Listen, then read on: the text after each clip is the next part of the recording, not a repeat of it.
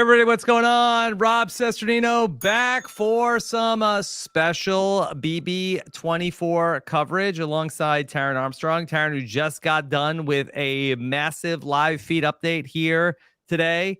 Taran, you doing okay? You're hydrated? Ready for another one? I'm ready to go. I came into that update too. I was like, this is going to be fast because I'm going to summarize everything. And then it still was 2 hours. There's so much that happened. There's so much going on. So it's a great time to have a check-in with a person who not only did we love her in Big Brother 23, but she's making a name for herself in the podcast world as well for hard-hitting exit interviews. Please welcome back Hannah Chaddha. Chaddha, how are you? I'm so good. How are you, Rob and Taran? Oh, doing great. So excited to hear from you. Yeah. What's been going on? Let's see. Since the last time you guys saw me, I went back to school. I have 1 semester left before I'm done with my master's program. I'm in Chicago right now with my parents for the next couple weeks before I move back to LA. And that's about it. I've been taking dance classes, hanging out with friends and family. Same old, same old. Okay. Yeah. You've also been, as I mentioned, doing some podcasting about the season with Jason Guy, longtime friend of the podcast. Yes. What's that been like? Oh my gosh. Okay. Well, this is my first season of Big Brother in real time, with the exception of BB Can and Celebrity Big Brother, but I'm not really counting those seasons. No offense to the celebrities or the Canadians. So I've been friends with Jason and Rachel since I got out of the house last summer, and they were kind enough to invite me on at the beginning of the season to talk about the mistreatment of Taylor and everything unfolding at the beginning. And then I kind of let them know that I was interested in maybe joining them for exit interviews, because I myself is someone who's very invested in this season and in Big Brother as a show, as a game. I had questions for the evicted house guests, and I wanted to be able to ask them instead of relying on someone else. And that's how that relationship was born. And I'm really enjoying getting to talk to the evicted house guests and kind of gaining insight into what they were thinking. Do you feel like they have enjoyed talking to you? Probably not. Yeah. Probably not. But the thing about me is I like to be blunt and poignant, but I also like to be polite and respectful. And the last thing I want to do is make them feel attacked, because then they end up putting a guard up. I don't want them to feel like they have to be defensive with me. So Yeah. If anyone watching this hasn't checked out Hannah and Jason's interviews, exit interviews, I'm like, they are my favorite exit interviews of the season. Far better than ours. Because first of all, 2 of my favorite people, Hannah and Jason Guy. Second of all, they're great interviews by themselves. And then third, there's like this also extra bit here as well, where like these people were talking about Hannah on the feeds, and like, we really hope Hannah Chaddha likes us. Like, man, well, it would really suck if Chaddha didn't like us. So it's like, it's just a perfect recipe. You need to watch them.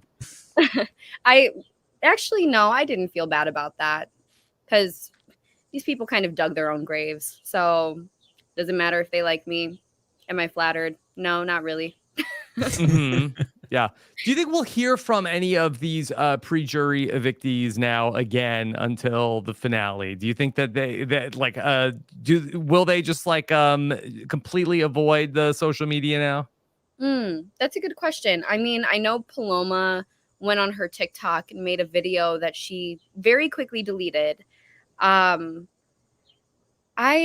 don't know, because I haven't really spoken to them outside of their exit interview. So I don't know what they're thinking now. I don't know if they've had time to reflect. I don't know if they even want to reflect. But with me, that's really the only thing that I'm hoping for with these house guests, is for them to, I mean, the beautiful thing about Big Brother is we have / had a camera on us 24/7 for however many days. So that if that isn't a direct reflection or mirror of your behavior, then I don't know what is. So I just hope that they take this as a learning experience, as cliche as that sounds. And I hope to hear from them in like an apologetic capacity. Yeah. I do suspect that the pre-jury group chat is probably lit. Oh yeah, they probably hate me. It's probably called like Hannah's head on a stake or something. I don't know. Yeah. I hope not. I hope not. Have these I people mean, learned nothing? Yeah. they don't know where I live. Yeah. I'm really okay. And if you find me, hey, you got me. No, don't say that. Oh, Don't say sorry. that. Yeah. They're like, listen, it's just a TV show. Okay. All right. Come on. Daniel, I'm just picturing like Daniel with a pitchfork, like marching up Oh to my my God. friend's door. Who's my the God. clown now? Mm-hmm. Yes. All right, we are live with Chaddha. If you want to get in some questions here, you can do them in the chat.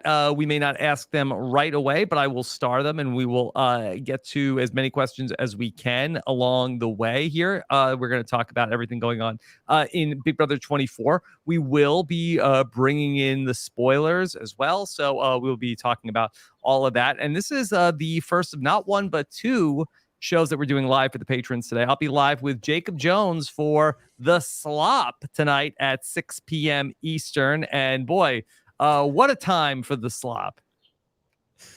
Oh man, that's gonna be the sloppiest slop I think you've ever slopped, Rob. I think it might be. So, all right, Chaddha, big picture. Do you have some thoughts about where we're at this point, midway through Taylor's HOH reign? Yes. Okay. Well, I guess we have to. It's very reminiscent of Frenchie's HOH week.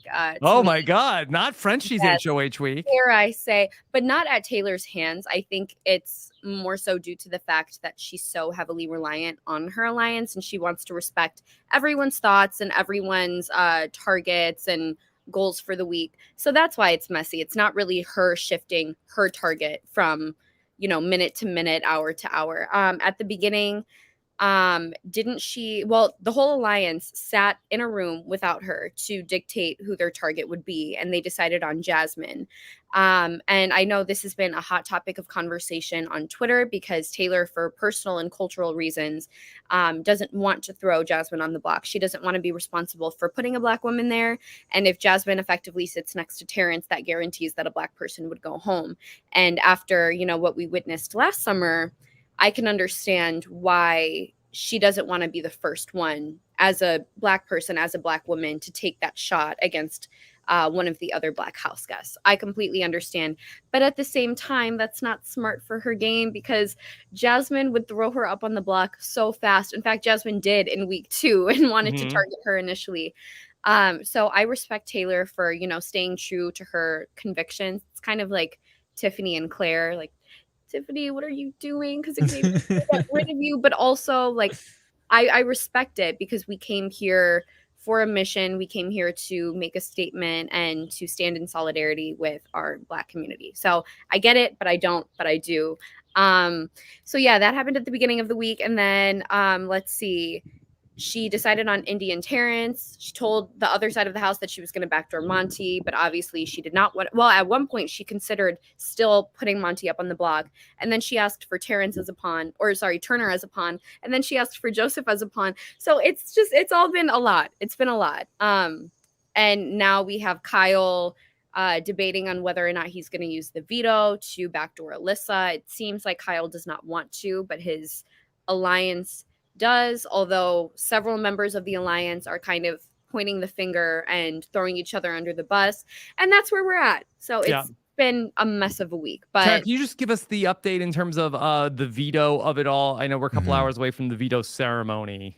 Yeah, so worth noting that it was Brittany who brought up the idea of shifting the target to Alyssa, kind of convinced everyone, and then the ball really got rolling. And then Michael and Brittany both are now playing both ends of the leftovers. They've never felt like they've wanted to go to 7 with the leftovers. There's too many strong competitors. So Michael went and warned Kyle in the morning, hey, just so you know, they want to take out Alyssa.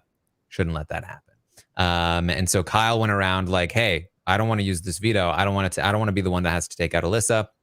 And this went back and forth. Like at first people were like, okay, that's fine. But then the arguments kept coming and it really kind of culminated in, Kyle talking to Taylor, explaining why he didn't want to use the veto. She kind of eventually agreed, even though it was a little bit tense. And it seemed like maybe it would end there. But then Joseph kind of got back in. He was like, no, it really should be Alyssa.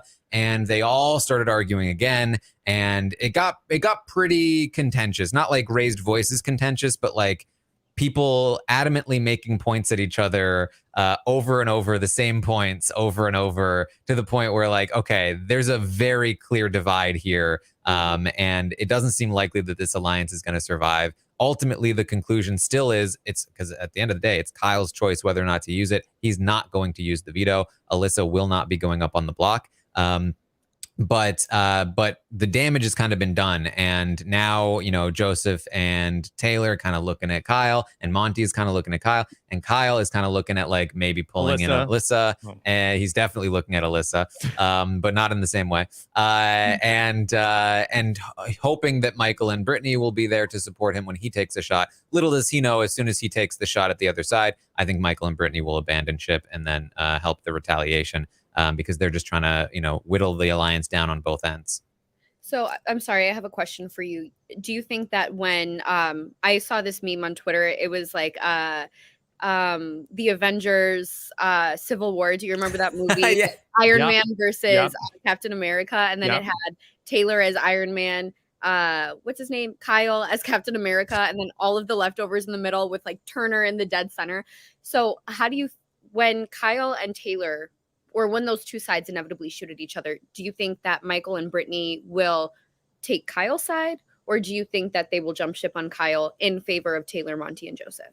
I think they will pick the losing side to bolster them. So basically what they'll do is that they'll like, if say Joseph and Taylor struck first, take out Kyle and Alyssa or something like that. Or maybe just Kyle first, or maybe Alyssa first. Then they would side with Kyle, and then they would go and strike against Monty and Joseph and Taylor. If Kyle, which is more likely, if Kyle takes the shot first, which he seems primed to do, him and Alyssa take the shot at Joseph or Monty or something like that. I think that at that point, depending on where they feel Turner falls, they would go, okay, hey, Taylor, man, can you believe Kyle did that? We really need to strike back at Kyle, because they've expressed they don't want Joseph in the end game. They also don't want Kyle in the end game. They want all of these players out. They want to get to the end with Taylor and Jasmine and Terrence if they can.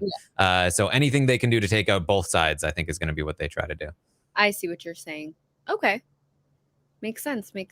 But do you think that Kyle / Alyssa do you think Kyle and Alyssa would take a shot at Monty or Joseph first?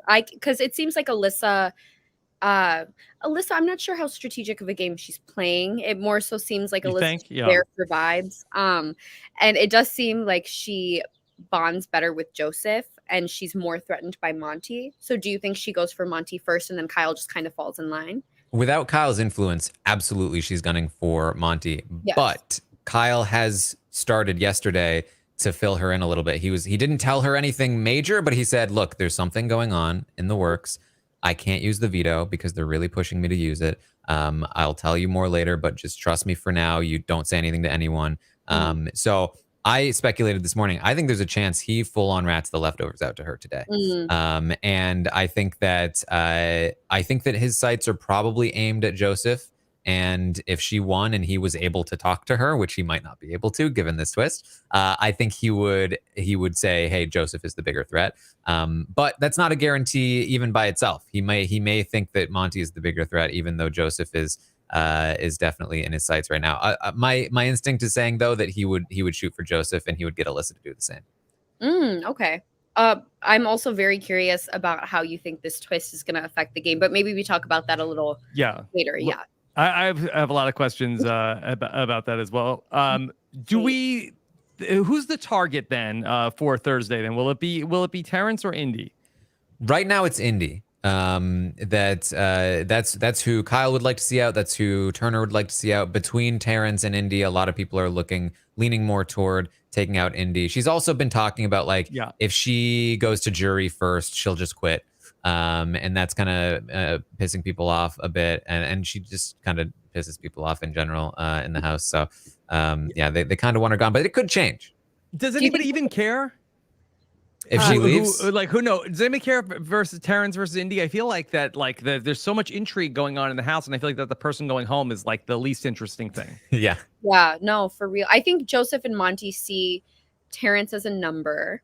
I think Taylor's aware that Indy would be gunning for her purely out of retaliation because Taylor went back on her promise. Whereas with Terrence, I do think that he has more options because Terrence at least recognizes that he's on the outs. So he could really fire anywhere. And I also think that they're just less threatened by Terrence because Indy's come pretty close to winning a number of comps, whereas Terrence, I don't know. Yeah, Indy being the last person left on the wall from the non-leftovers was a big deal to them, and she's kind of, done decently in other competitions and really performed better than Alyssa in a lot of them. So better than anybody else on the other side, other than Jasmine winning that one HOH. So they are looking like, she's the bigger threat for sure, and they feel like Terrence is probably not going to win anything. So exactly. What was I going to say? I completely forgot what I was going to say. But anyway, happens all the time. Yeah. Well, if Indy goes home this week, at least Amon will be safe and won't have to eat any chapstick this season. Oh, wait, I do have a question. Do you guys think that Indy basically saying that she's going to quit if she's the first person in jury, do you think that's a ploy, like a strategic ploy, or do you think she's being serious? I think she's being serious. But I mean, she said also like, no, I wouldn't really do it. But she's brought it up a few times. Indy came into the game. She has a saying that's, it's a summer house. Like, she's there to like interact with people and have fun. That's what Big Brother. That's what Big Brother Brazil is.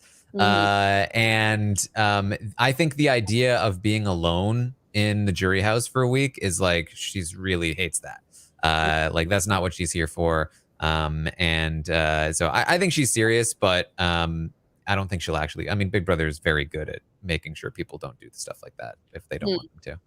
Yeah. Yeah. Does anybody care? I mean, it seems like that it's making people mad that she's saying that she's going to quit if she gets to the jury house. But nobody's like, oh, we should keep her because she'll quit if she goes to the jury. Yeah, they're kind of like offended. Yeah. But Michael pointed out, he was like, oh, they'll just give the vote to America if that happens. And at that point, Taylor should be like, yes. So Indy. Yeah. You want to quit? Yeah, right. Indy, don't you have a wedding in September that your sister's wedding? I remember you telling me about this. Yeah. Yeah. Is that an option? Like, can you I guess it's probably like if you're already in the jury house, you can't leave, but can you decline going to the jury house like one's in between like getting evicted? No, I think you can leave. You would have to have extensive conversations with the psychologist, with the execs, with the handlers. So it would be a very tedious process to leave. Right. But I think you always have that option. And it would be an expensive conversation, right? Would that be your understanding that you would be forfeiting like your stipends from the season? Yes. You would be forfeiting everything, and I don't think you could even come back on finale night. Yeah. So, Indy, do you think is she financially driven, Taran? Not really, but like I said, I don't think that I don't think she'll actually leave. I think they're very convincing. Let's talk about the twist that's coming up because it's very interesting. Chaddha, I would love to get your thoughts on what we could potentially be walking into Thursday night. And, if you ever could have imagined something like this in your season. Oh, my Lord. Okay. I think this twist would have made things a lot more complicated for us, depending on how the groups were split. I don't know if it's going to be completely random, but obviously in the game of Big Brother, nothing's ever completely random or left to chance. Production always has some hand. So I don't know if production's going to assign the two groups. I don't know if America's going to have some sort of sway. I don't know how they're going to divide them up, but I can imagine that would have potentially made things harder for us, especially if the veto is played separately. I don't really know how this twist is going to work. That's why I'm very curious to see how it's going to affect things. Taran, what do we know at this hour? Have we got any other hints about how it's going to go on Thursday? Not really. Just more sort of rumors and speculation that they're going to be divided. That half the house is going to live outside for the week, potentially, and just kind of go from there. Now, what's interesting is that the impact we thought this would have, which is like, oh, this will give Kyle and Michael sort of an excuse to take a shot within the leftovers. It's actually now going in the other direction where it's like, well, now that Kyle's definitely taking a shot at the leftovers, it might actually give Joseph and Taylor and Monty an excuse to take a shot at Kyle if that opportunity presents itself. So the makeup of these groups is crucial to what will play out in the week. So yeah, how it's determined is going to be huge. Well, knowing what you guys know about how these shows work, who do you think the higher powers that may be will attempt to protect with this twist? I mean, I feel like I guess I don't know, because I haven't seen yet how they really like will edit Taylor. Like, obviously they like edited Taylor to be kind of like, oh, goofily bad on Sunday. I don't know how this is going to work once, like, if we're even going to get the Joseph pitching to get himself on the block stuff. But then all of this stuff with Taylor, are they as in on Taylor as they were before? Or are they kind of like, oh, wow, I don't know about this. This is, I don't know if this has lasting power. So I'm not sure. I think obviously, I don't think they want to lose Taylor yet. I think if anything, they'd want to protect the leftovers as a whole, and just get rid of some of the extra people if possible. So if they had a hand in it, I would guess that they have like, Alyssa and Terrence on one side and Jasmine on the other, and kind of just hope that like maybe Alyssa and Jasmine leave, or maybe they don't want Alyssa to leave yet. So yeah, maybe really. No, go ahead. I felt like that from last night's episode. I did feel like they were giving Taylor like a main character edit, and in terms of like her talking about like things in the diary room, like have you even been watching this season and seeing like how mean these people have been to me? Like, so I think that the editors have sort of like arrived on the Taylor is sort of like the main focus of the story. And, she did get a lot of airtime talking about her HOH, and, like it was like jokingly like, hey, like, I guess I'm bad at this HOH, but they didn't bury her. Like they didn't like make her look like a fool, like as the HOH. It was sort of like the cute, like, oh, let me go through these different machinations of what the nominations should be. So I think if they could have a draft of like, who do we not want to lose this week, I think Taylor would be number one. But I do think, these are still the Big Brother producers. And I have to think that they have a showmance in the house, and they will not be too excited to potentially lose them. But what will make for the better television and or feeds this week, if Kyle and Alyssa are together or if they are separated in the groups of 5? Yes. Separate. Yes.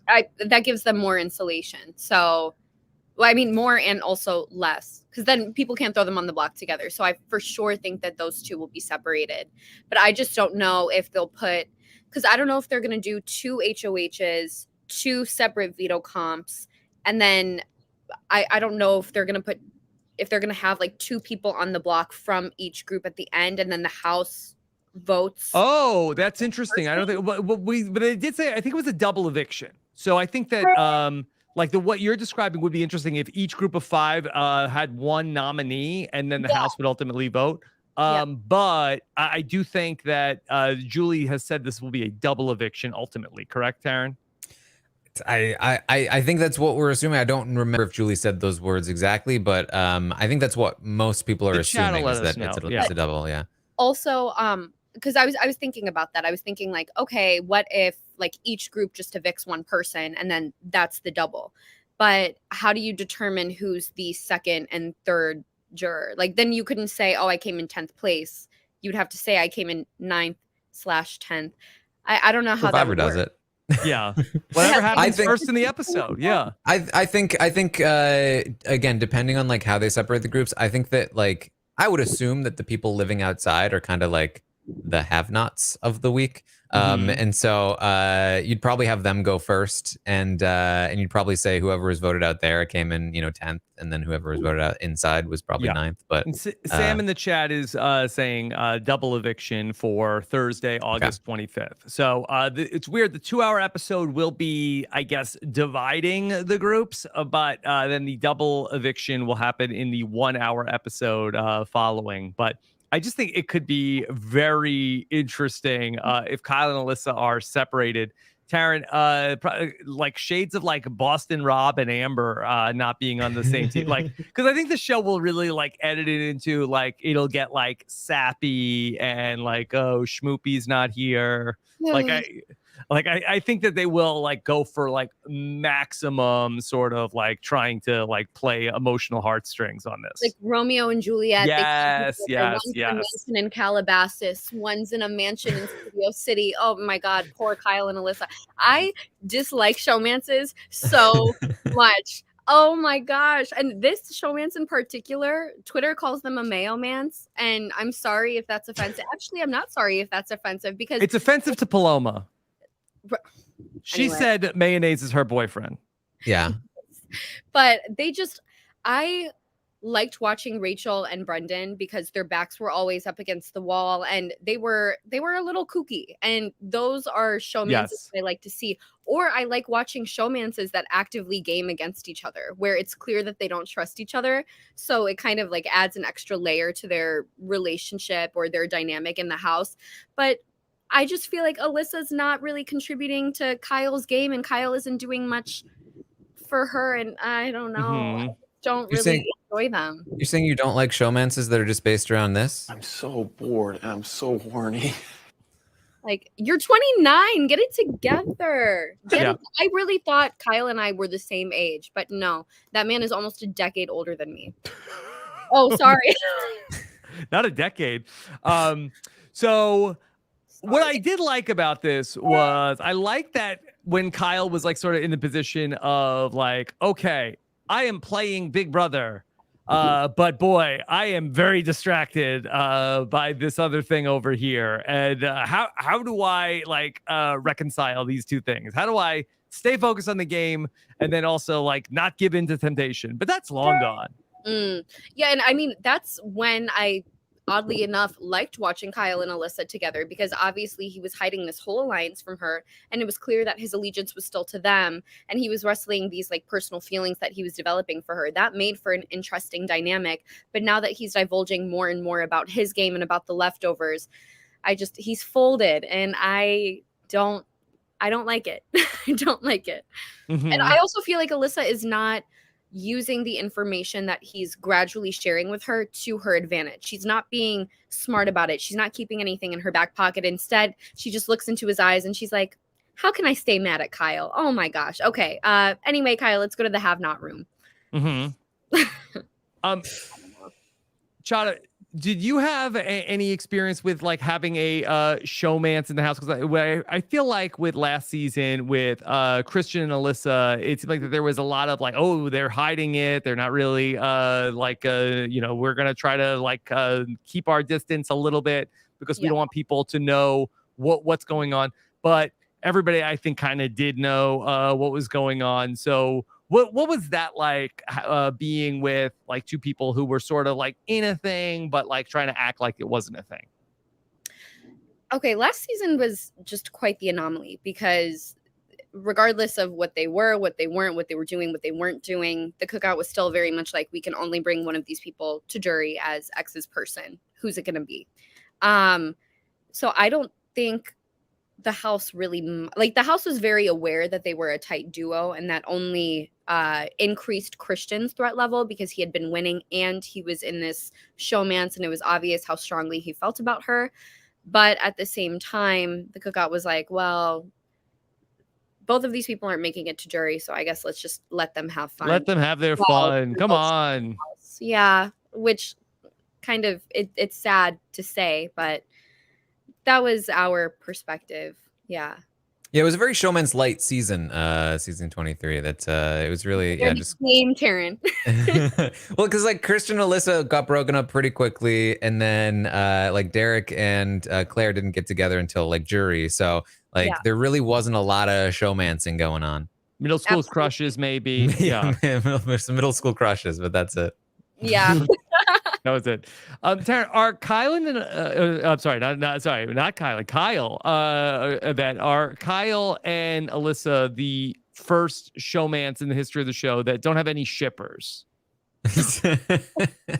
Like, there's no like Kylissa Stan accounts or anything like that. I don't know, Rob. They're popping up. They're popping up. I would. Yeah. I very much doubt that they have. Like, I'll let me search hashtag Kylissa right now. I think Taylor and her bag of Lays, her stack of Lays in the storage room probably have more shippers than Kylissa, but they are there.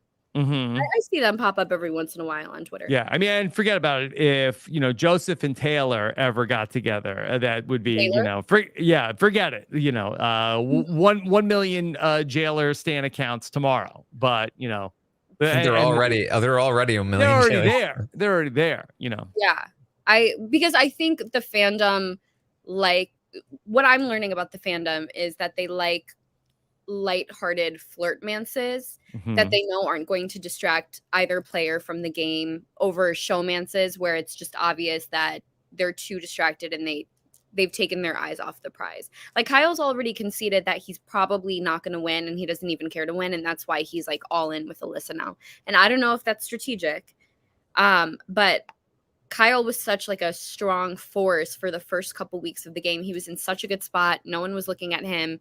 And the showmance has really just dragged him down. Yeah, I mean, it's interesting because I think that I think the showmance thing is twofold, especially talking about like what production like. So when we're talking about like how many Kylissa shippers are there, I think maybe the biggest grouping of them probably exists at the CBS headquarters. Like They love love. And yeah, if they have any say in who gets screwed over in this twist, it probably would not be Kylissa. They probably want to keep the showmance around. And I don't, showmances have done very well in Big Brother historically. Yeah. But a key element of that is that A, you don't target your showmance and put a target on her. B, you have your showmance in your alliance and not outside of your alliance. And C, the key, you can't get distracted. You can't spend all of your time with the showmance and not socialize with other people. That is the key, and that is what Kyle has failed to do this week, and he's even said so. He's like, I got comfortable. I've only been hanging out with Alyssa, and he did progress in his relationship with Alyssa. He made some progress there, but definitely fell short in the game this week. One step forward, 2 steps back. Yeah. But if Indy does indeed go to the jury house, do we think that she might be more likely to leave if the two people who come in then right behind her are Kyle and Alyssa for light sleeping Indy? I think she'll probably get her own room at that point. She'll probably be fine. The jury house is big. It was, well, I'm not sure if they'll use the same one, but ours had there's definitely enough room. They're going to need a new one after that, if Kyle and Alyssa are the next people that come into the jury house. Oh, my. Shut it down. Shut it down after this season. They'll put them in quarantine, with caution tape. Yes. Virtual hugs only. Yeah. Chaddha, what else have you learned about the fandom as somebody who has gone through this whole Big Brother machine, and now here you are on the outside and now seeing it from the perspective of with the social media and being an insider? Well, what have you learned during Big Brother 24? Well, the fandom is intense, but Yes. I feel like I learned that quickly coming out of the house last October. And then the fandom will really just switch up on people at I don't know, so quickly. So that's been shocking to see in real time, because obviously when I was in the house, I was not aware of what people were saying about me on Twitter, on Instagram, on social media. But I think after Taylor's like first couple hours of being HOH, when her and Joseph came up with this plan to throw Joseph on the block as a pawn and to put all of their trust into the leftovers, Twitter switched up like that at the drop of a dime. So that's been slightly shocking. Becoming more anti-Taylor. Yes, and I think they've flipped back, but it's almost like they will build up one person, and that person can do no wrong until they finally do, and then they just become anti that person instead of like trying to extend grace or empathy. And they have to remember that they've never played the game before. It's very easy to play from your living room. Yeah, it is very all or nothing a lot of the time. That you know, it's either you're and you know, I don't think it's even that unique to Big Brother. I think that Big Brother just amplifies it because it's constant, it's 24/7, and you get so much more invested. But like, you see the same thing in like other, you know, fandoms where like even dumb things like Xbox versus PlayStation, yeah, like sports teams, like yeah. But specifically about like, hey, somebody is like comes out of nowhere, and now we're rooting for them, and they're the greatest thing ever, until then somebody comes along and says, you know what, that person's not that great, or they make a mistake, and then it's like, okay, now they suck, now they're terrible. So yeah, it's not only with Big Brother, but you know, that did any like people love Taylor, but did anybody ever say she was the greatest Big Brother player who ever lived? Well, Amon did give her a 10 on the stock watch. Rob. Give her a 10 on the stock watch. Sure. I don't think anyone's verbalized that, at least not that I've seen, but yeah, most definitely idolized her. And I understand why. Well, I'm not sure about the idolization of anyone, to be quite frank, because at the end of the day, these are fans of the show, just like you, who are now getting to play the game. But Taylor was having a tough time in that house, and it sort of seems like all of that is circling back, and she's starting to find herself in a precarious position within the leftovers yet again. So let's see how that turns out for her. Chaddha, in hindsight, do you wish you would have done more product placement in the house? Like, do you wish you would have like gotten like a bag of Oreos and then had that be sort of like a signature thing that people could have memed, and that maybe you could have had a sponsorship outside the show? No. I guess it would have been funny, but I was not really thinking about life after the show in the house. My focus was very much like, I honestly did not know that people were even watching me. Like I was aware that people were watching the show, but I was like, there's no way that I'm even being included in the episodes, and there's no way that people even know what my name is besides my family. Like that was very much my mentality throughout the entire season. So then what was that like when you came out and saw all the people that were talking about you? Even still to this day, it's very interesting, but I guess I would rather have that, like set low expectations only to have those expectations exceeded, than to be like, oh, I'm going to win AFP and, you know, everyone's going to love me coming out of the house. And then people just, that's gotta be rough, but yeah. It was nice. It warmed my heart. It made me feel like, okay, I played the game to the best of my abilities, but I also played it with some semblance of integrity and respectability. You know, it's very rare for a young person like yourself to like come through this experience and not have like completely like lost their mind, and hey, I'm I'm an influencer now, I am like like all about clout. You seem like so grounded, and you're still like serious about school and stuff like that. So that's so unusual and uncommon from somebody who goes through an experience like this. Yeah. I don't know, if anything, last like the couple months after the show just kind of confirmed that I am meant to be in school. I'm meant to be a doctor. Riding that wave was fun for a minute, because you're on that high. People recognize you on the street, and it's cool. You feel like, your own little celebrity, an F-list celebrity, mind you. But I don't know. I just didn't feel like I was being productive last semester or contributing, like meaningfully contributing to anything. So I was very excited to get back into school, and now I'm in the process of applying to med school.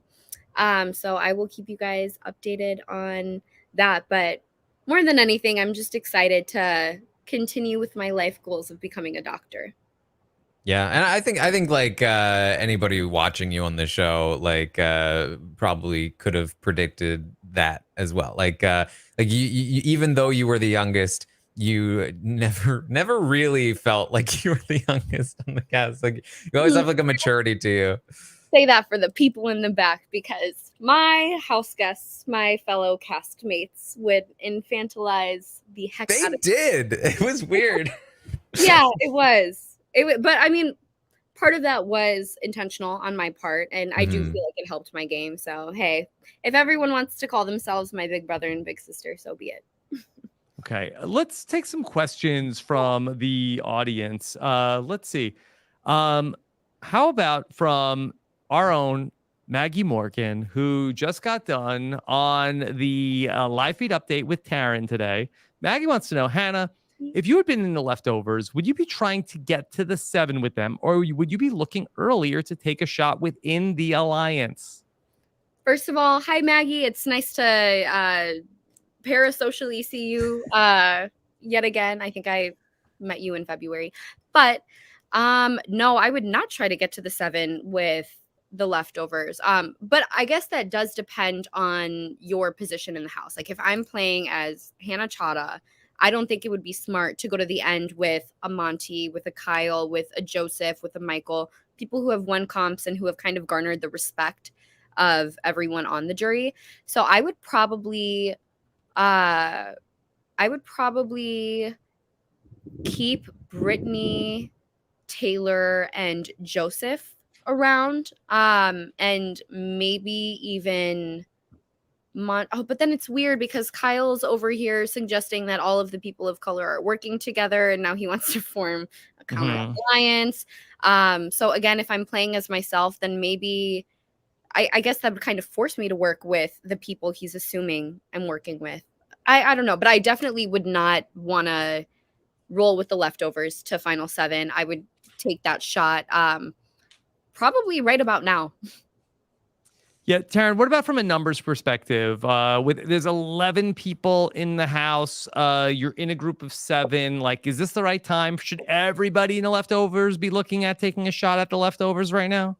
Not everybody. I mean, you know, you could sort of look at the leftovers, and you know, people are gonna groan at this comparison, but like the committee in season 22, also a large group of people that were dominating the competitions, and that group largely stayed together, not really because they wanted to, because they just kept winning competitions. And Cody was very, very good at keeping them together. And that's because Cody was the person who benefited the most from them staying together, because he was set when they got there and to write it down. So for everybody but Cody, and maybe you could make a case for like Nicole if she was willing to cut Cody at the end, but she didn't, or wasn't willing to at least.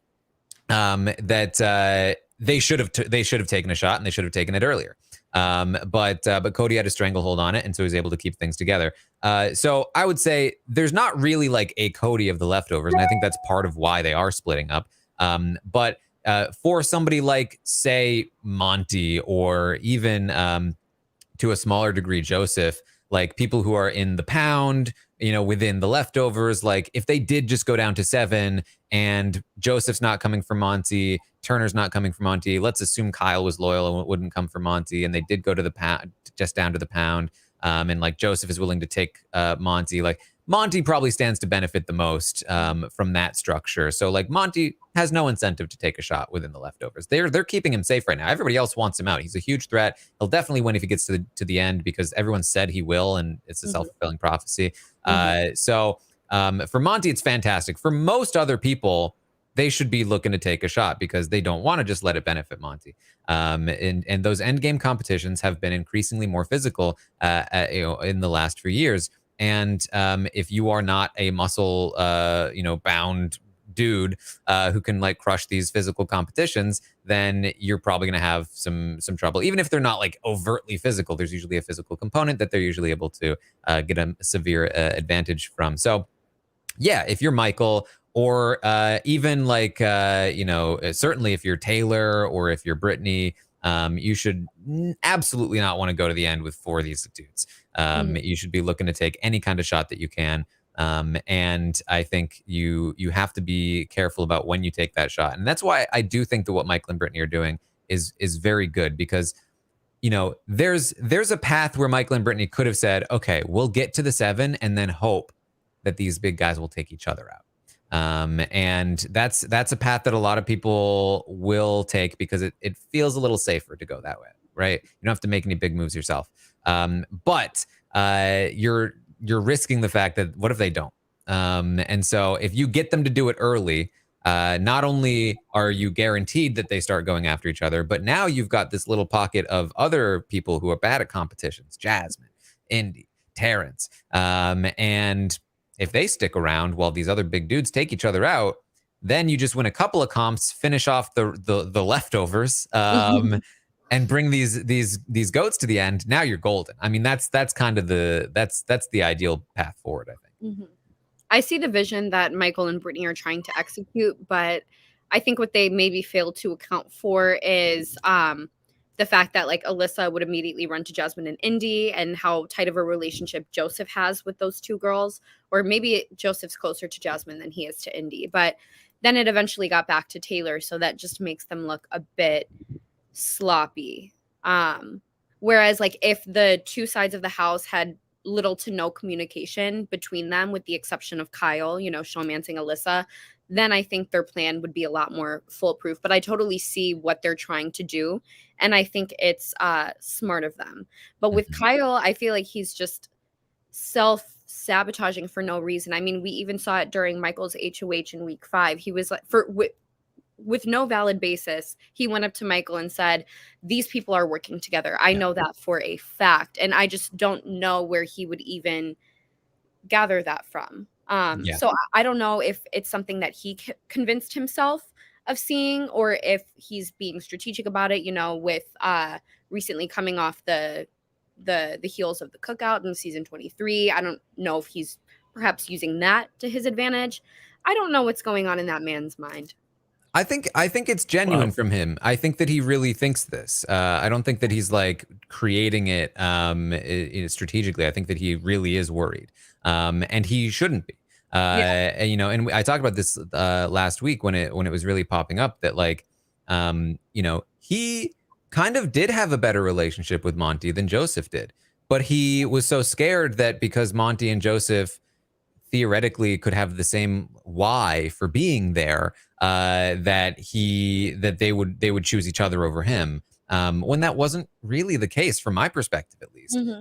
But again, as a lot of things are in Big Brother, it's a self-fulfilling prophecy. And the more that Kyle is worried about Monty, the more that he pulls away from him, doesn't give him information, doesn't talk to him as much, and Monty starts gravitating more toward Joseph. And just like that, he's created the thing that he was worried about. And that's only going to further validate like, see, I knew it.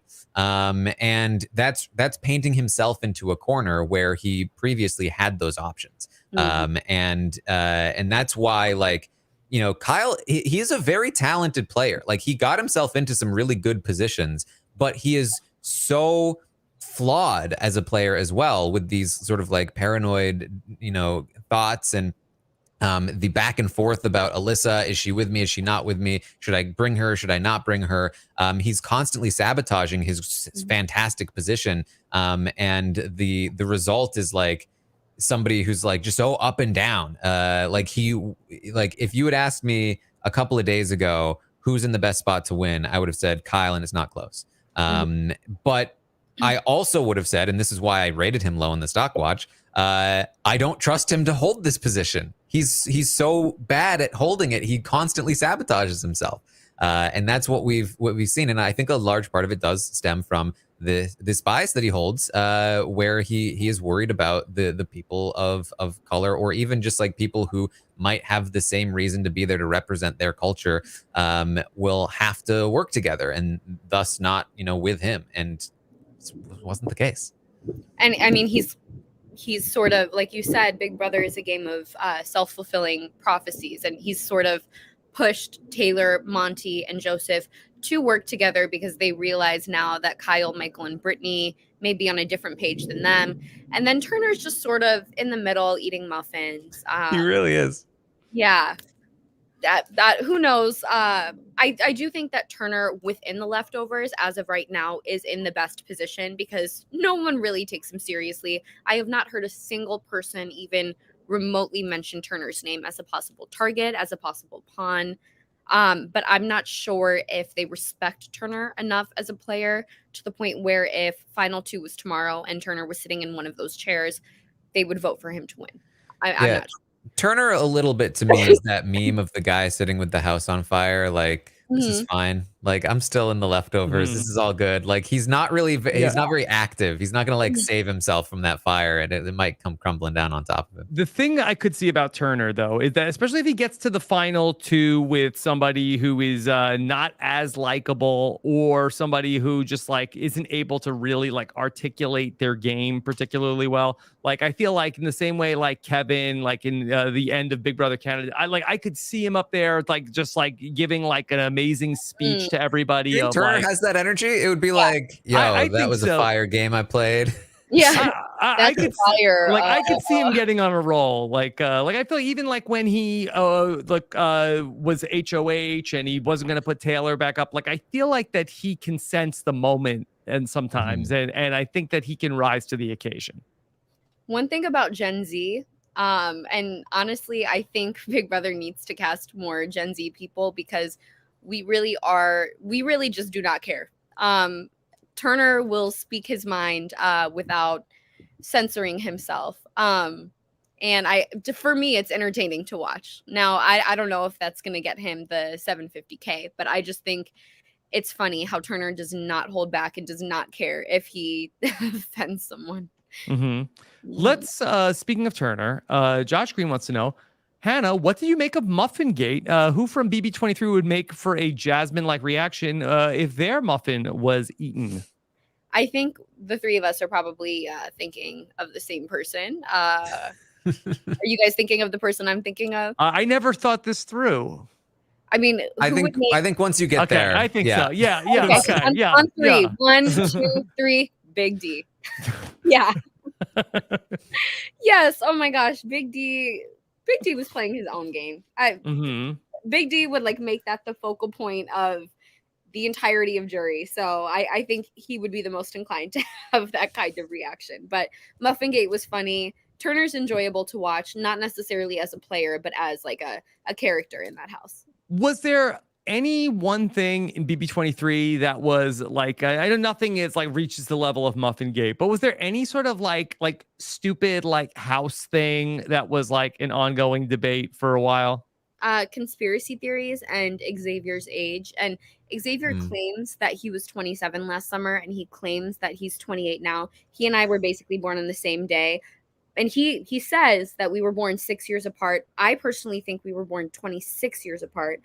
And for a good 7 weeks, I just dedicated all of my, remaining brain power to cracking the code on that man's age. I don't think that he's in his 20s. I think he's in his 40s. Interesting. Do you still think that to this day? Yeah. Do you think did he use his lawyering powers to change the documents on his birth certificate? No, I'm still waiting for his social security number, his birth certificate, his bank account statements, his account number, his routing number. He needs to provide that to me so I can put this rumor to rest, but also steal his money. Yeah. I'll interview him and give him some movie references from the 90s and see if he catches them. I tried. And I even I started talking about Botox, and I was like, now, would your mom ever get Botox? How old is your mom? What year was your mom born in? Yeah. And Tiffany was like, oh yeah, let me tell you all about Botox, Chaddha baby. And I was like, you're ruining my plan. Yeah. Mm-hmm. Interesting. Sarah wants to know, Hannah, would you rather be compared to a full rack of ribs, an apple pie, or a chicken wing in an air fryer? I'm vegetarian now, so maybe an apple pie. Okay. I don't know. But in terms of like when people are going in to vote, like we've had like a lot of our own conspiracy theories of like, oh, there's a producer. They're telling Jasmine what to say. Do Yeah. you feel like that, is Jasmine doing her own material in the like on these voting nights? Yes and no. I feel like she maybe went into the because we have rehearsals earlier in the day. So I feel like Jasmine maybe said, I'm not sure if I'm supposed to reveal this. Who cares? Gen Z, baby. Right. I'm not sure if Jasmine was like, oh, okay, so can I say, Julie, you look better than a full rack of ribs. How does that sound? Is that what you guys want? And then the producers are probably like, yes, but exaggerate the accent even more. So I feel like that's what's happening. She's kind of bouncing material off of them. Okay. All right. Good stuff. Okay. How about we have a lot of questions about Joseph. Janelle wants to know. I feel like Joseph is not good for Taylor's game. He's very chaotic and seems to have a lot of influence over her and not necessarily in a good way all the time. What do you think of their dynamics? Well, hi Janelle. I see you pop up all the time on Twitter. Thank you for your question. I don't think that Joseph is bad for Taylor's game. I think I don't think to my knowledge, they've never crossed that line to become an actual showman. So they're very aware of their boundaries. And in that game, it's crucial to have someone that you can divulge most of your game with and really like talk through different scenarios and alternatives with them. And I feel like Joseph has become that person for Taylor. Unfortunately, Michael and Brittany can't fully be that person for Taylor because at the end of the day, they're going to be a duo over, being her ally. So I feel like Joseph is almost necessary just for Taylor's sanity in the game. And he may be chaotic in the sense that he's an eager game player and, he wants to make flashy moves and he wants to make good TV. But at the end of the day, I do think he's grounded and analytical enough to always arrive at the best decision for his game. Yeah, I wouldn't say that Joseph is bad for Taylor's game. I think the amount of influence he has over her is bad for her game. Like, Joseph is great for Taylor's game in the sense that, like, he's a number for her, and I think he'd be loyal to her, especially now. I think he chooses her over the pound, at least Kyle, and that's great. I think that if I were to tweak something in their relationship to make them better in the game, it would be that she doesn't just listen to everything that he's telling her to do. Like, for instance, when he tells her to put him on the block, if she was like, nah, that seems like a bad idea, I feel like they'd be a great duo. But so, at the same time, Taylor has just, it's not even that Taylor's at her back against the wall. Like, she was actively ostracized for the first 4 weeks of the game, maybe like 3.5 weeks of the game. And then for the sake of appearances and optics, she had to continue to isolate herself for an extra 2 weeks. And that takes a toll on anyone's psyche. And she's probably thinking like, oh my God, if I slip up and say the wrong thing, if I don't listen to this person, then they're going to shun me yet again. And she's probably so scared of going back to that place and being put in that position yet again that she, at this point, I think she's just eager to please. I think that's why she's relinquished so much of her control, because that doesn't seem like her as a person to me, based on what I know about her. But I think I think her HOH is a direct product of her mistreatment. I completely agree. And I think you see that when she started the HOH and she had her own ideas of what to do. And it was like Turner as a pawn, Turner and Monty as pawns. And then she was immediately shut down. Like, that's a terrible idea. And people told her like, no, we can't do that. And she was like, oh my God, I'm so sorry. I'm so bad at this. Like, just tell me what to do, because I don't want to screw this up. And then from that point forward, she really is just like listening to what people want to say, which unfortunately left her vulnerable to being convinced to do something that was not really in her best interests. And then people were able to play that off of what Kyle wanted, and became a whole thing. But yeah, I think, and we've seen this before too. I talked about this like in season 21, what happened with Nicole, being like locked out of the HOH room and like everything that happened with that situation. And then you kind of saw like a different version of her for the rest of the season that was just a little more gun shy, a little bit more like a little less willing to like stand up for what she thought was right, because it traumatizes you, like being shunned and being bullied, and it definitely makes you more hesitant to feel like confident in your own decisions. You feel like you need the support of other people even more. Absolutely. I think it erodes at your sense of self. And that's sort of what we're seeing with her leadership here. So I don't think it's necessarily Joseph having an excessive amount of influence over her. I think Joseph could honestly be replaced with anyone. Joseph just happens to be the person who's speaking to her the most. And I don't think it's lost on her that they were so willing to throw her up as a pawn to get rid of Nicole despite Taylor's hesitations. I just don't think she wants to she recognizes that she's the most expendable within that group of 7, or at least she was at one point, and I don't think she wants to remind them of that. Taran, this week I've heard you talk a lot about on the live feed updates that Taylor seems to want to do what she thinks is going to make for the best television. It seems like that she's like really excited about like creating like really exciting like TV moments. And this isn't something that I ever remember you talking about with her previously to this week. Now maybe it's because she wasn't the HOH, but is this something new, or is this something that's sort of like from Daniel saying that, oh, I guess this is going to be a boring season now? Is this sort of a response to that? Yeah, she's saying boring season where? So this is a narrative that that started with Michael and Brittany, that they feel like, based on what they're seeing from Taylor, it seems like she cares more about making good TV than about making good decisions. And you can sort of like see where that comes from, because she does think a lot about like making a cool speech, like what is the narrative for this episode. And this has always been there, right? Like way back when the Leftovers first formed, she was talking about like what an awesome episode this is going to be, starting with Joseph's birthday.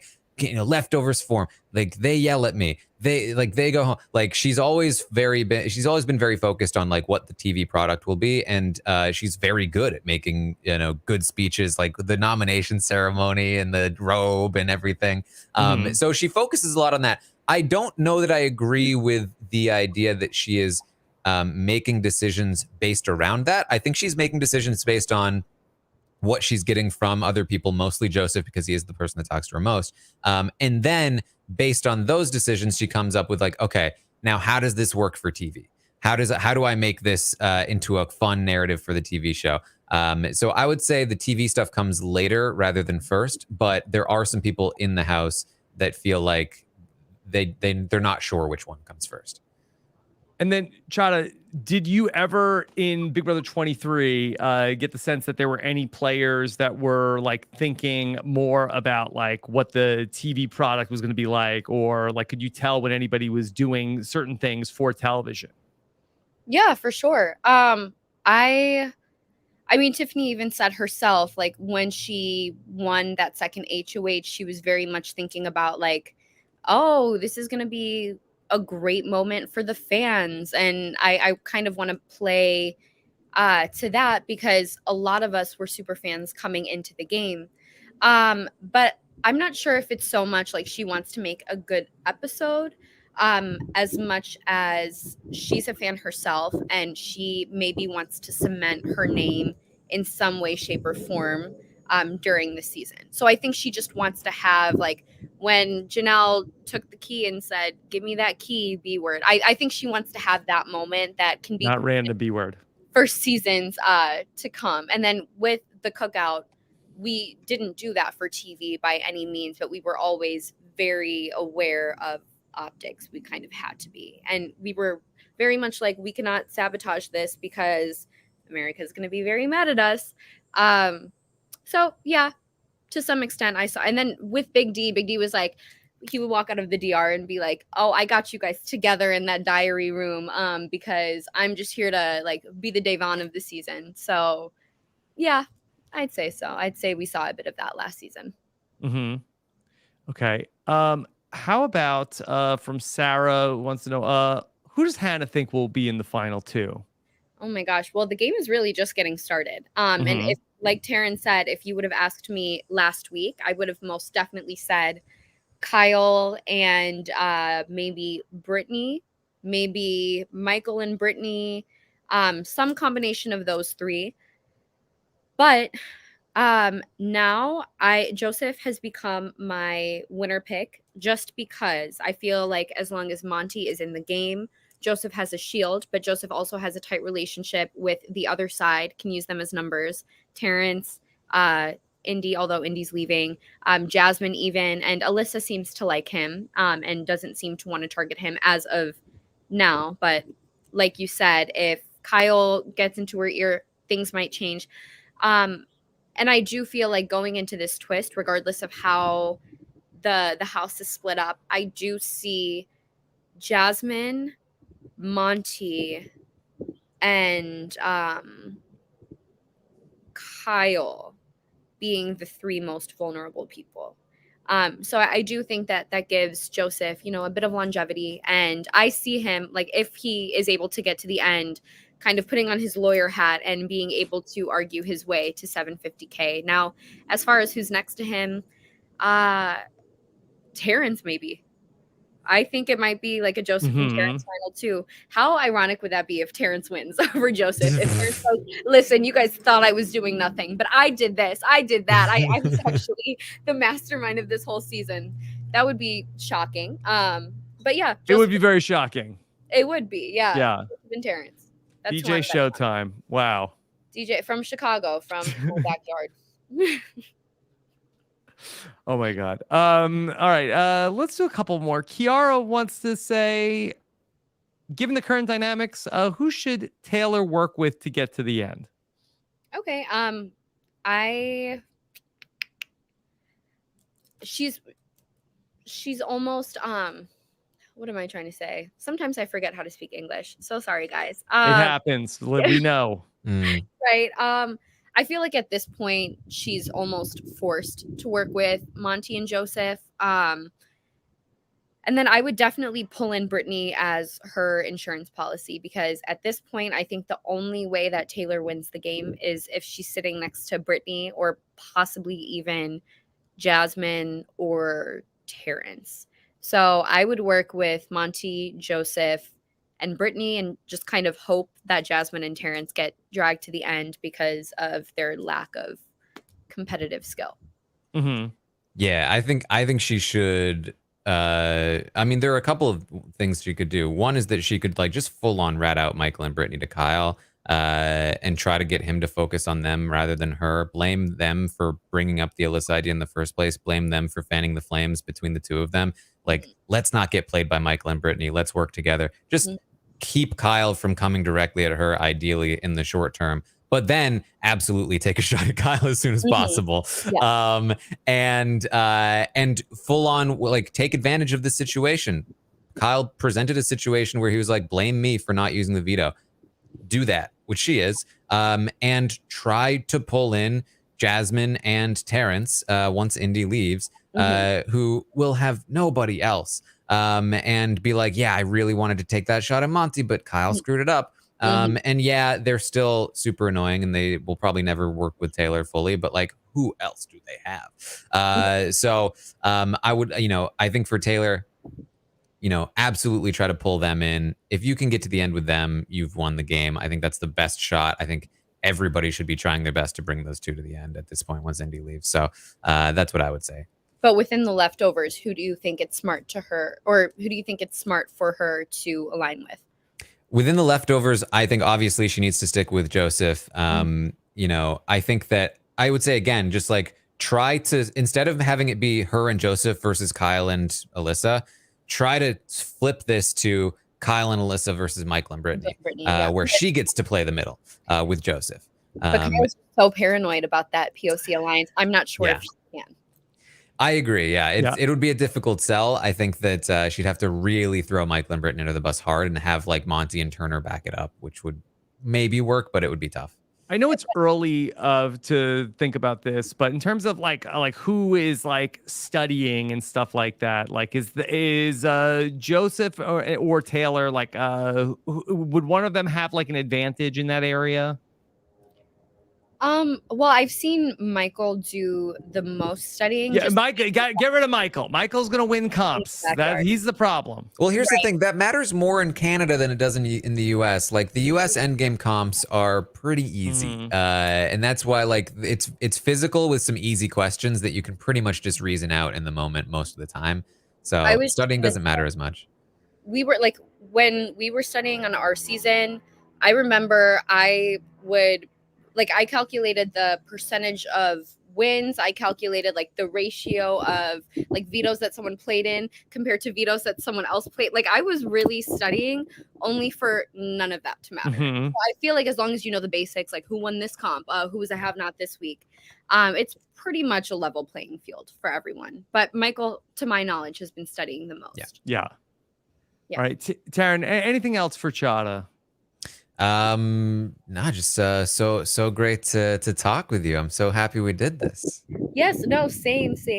Chaddha, do you oh, go ahead.